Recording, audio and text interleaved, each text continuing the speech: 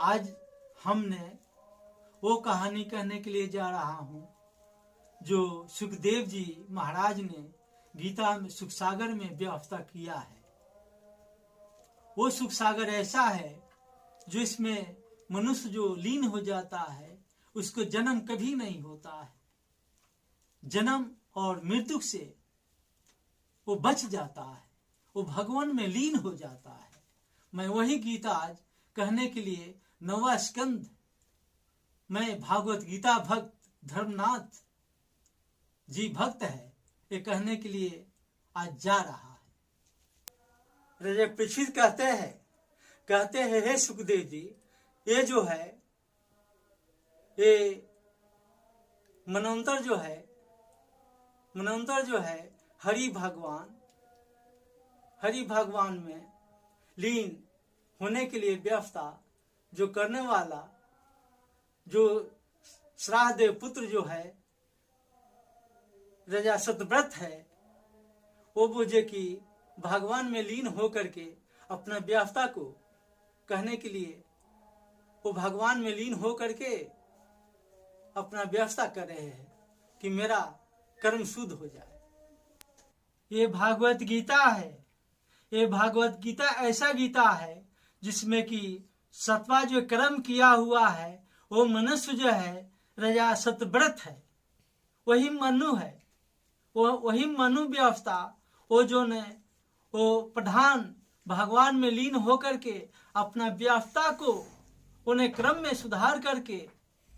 को सुधार करके भगवान में लीन होकर के और ये गीता को संकल्प को उन्हें मंजूर करके कहा है गीता ही सब कुछ होता है, भगवान में लीन होना ही सब कुछ होता है।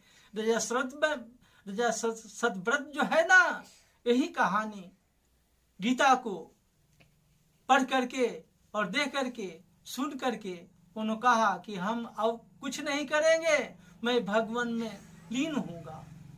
यही कह करके राजा सतव्रत जो है भगवान में लीन हो जाता है।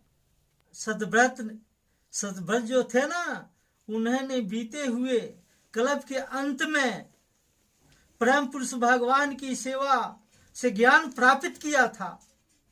वही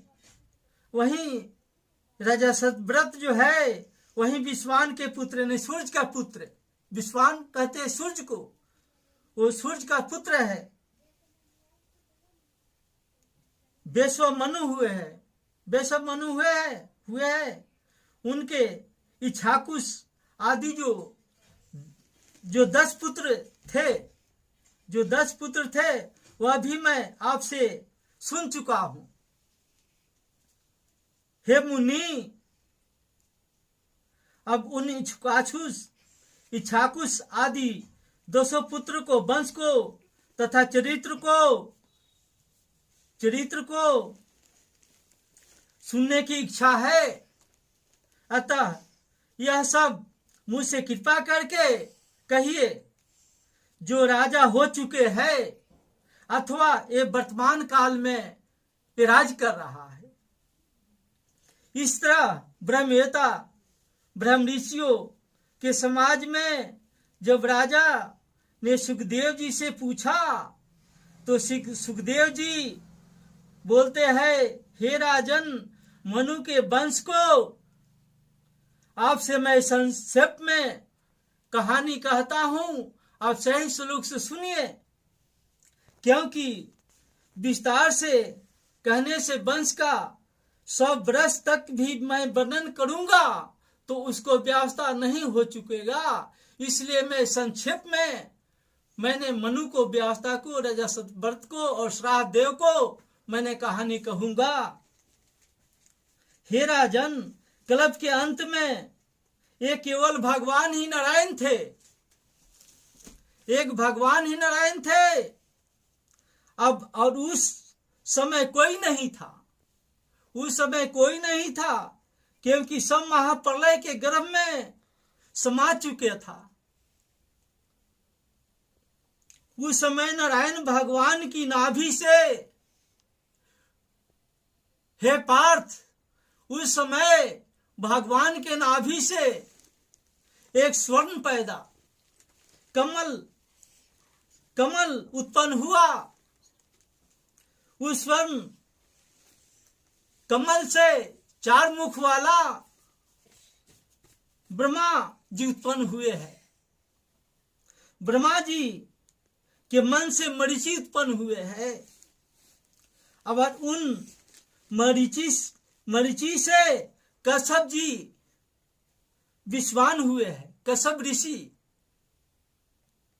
विश्वान वो भी हुए हैं। विश्वान की स्त्री संज्ञा के विश्वान यानी सूर्यदेव, विश्वान कहते हैं, सूर्यदेव को कहते हैं।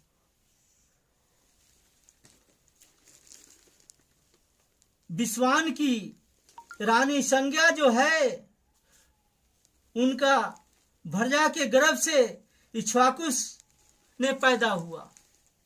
इक्ष्वाकुस ने पैदा हुआ और निग ने पैदा हुआ और सरजाति ने पैदा हुआ और दिष्ट ने पैदा हुआ और धिष्ट हुआ। इन 10 पुत्रों की उत्पत्ति के पहले मनु निसंतान थे। मनु का कोई पुत्र नहीं था, निसंतान थे।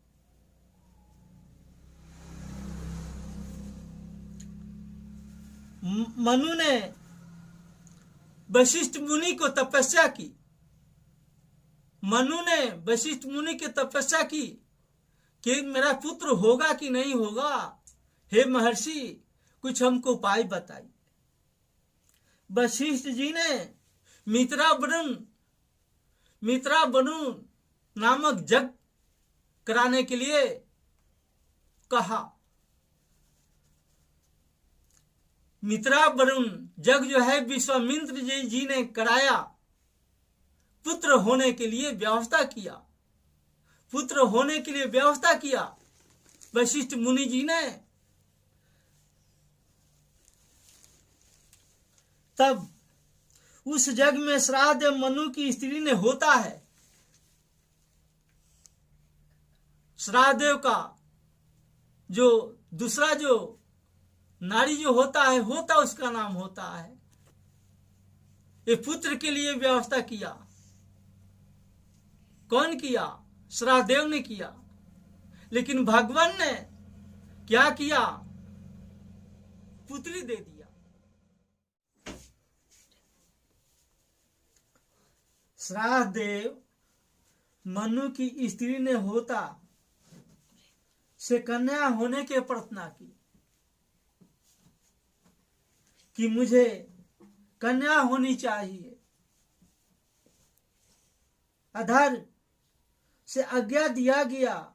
होता रानी कि उस प्रार्थना का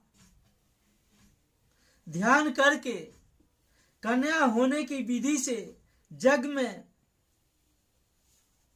आहुति देने लगा।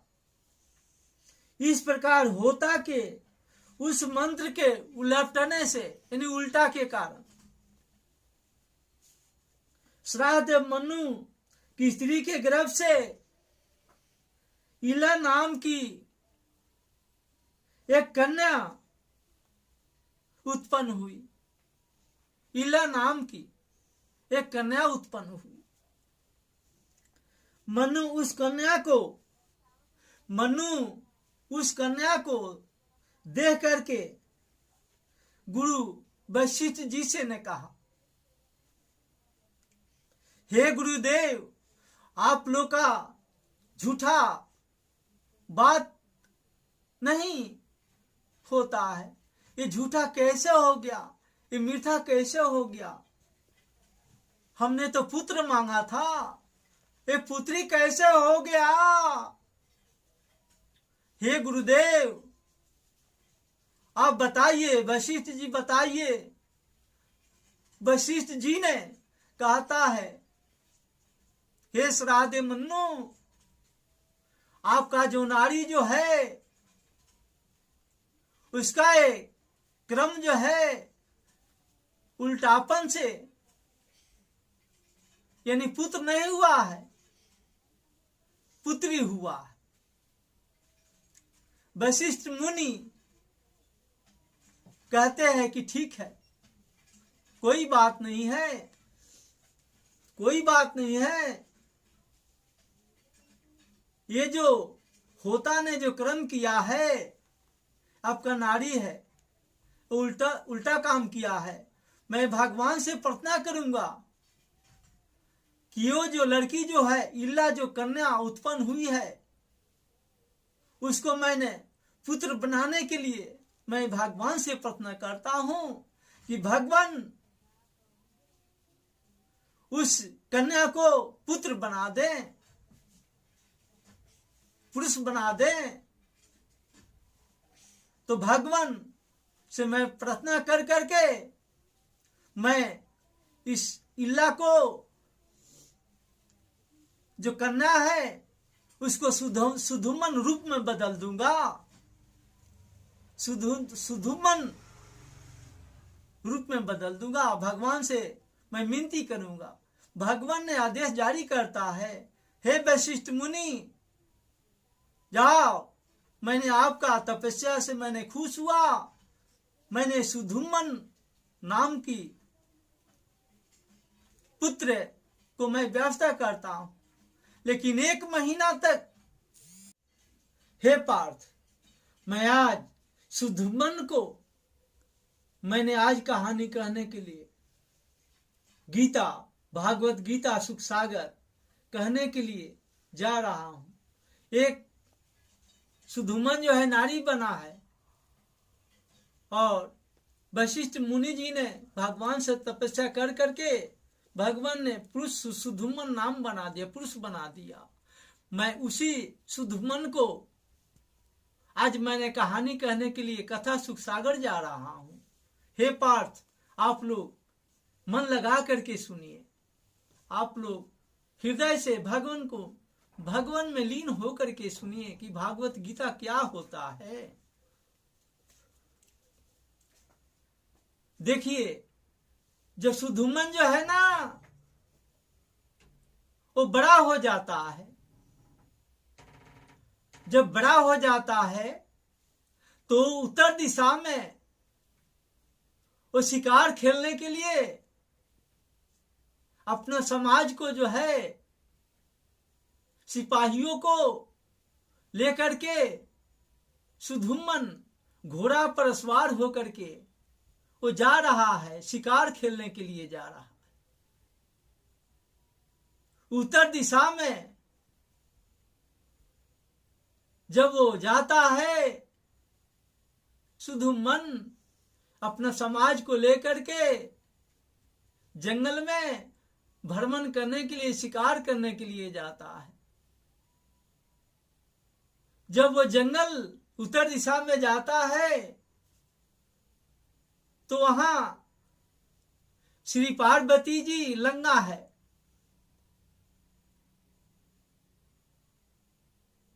श्री पार्वती जी लंगा और महादेव जी का गोद में वहां पर बैठी हुई है पार्वती जी। वहां ब्रह्म ऋषियों लोग आते हैं।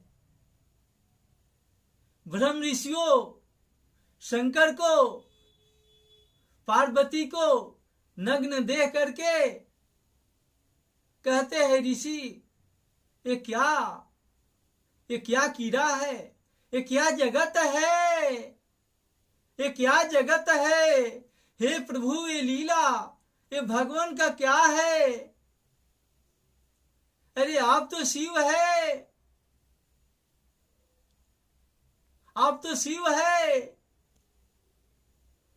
अब पार्वती को लंगा गोदी में बैठा करके हम लोग का समक्ष में बैठे हुए हैं।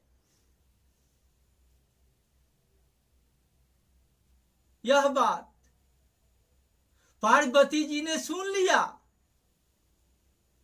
फट से कर नग्न पार्वती जी खड़ा होकर के हाथ जोड़ करके ऋषियों से कहा कि मैं कर रहा हूं, आप लोग देखने में मैंने गलत पा लिया। ठीक है, कोई बात नहीं है, लेकिन आज से इस वन में जो कोई आएगा, पुरुष हो नारी हो, क्या नर हो, यदि पुरुष नर होगा तो नारी बन जाएगा। पार्वती जी ने श्राप दे दी कि इस जंगल में महादेव का जंगल है, उत्तरा भाग है, इसमें जो नारी आएगा वो पुरुष बन जाएगा, कोई मर्द आएगा तो नारी बन जाएगा।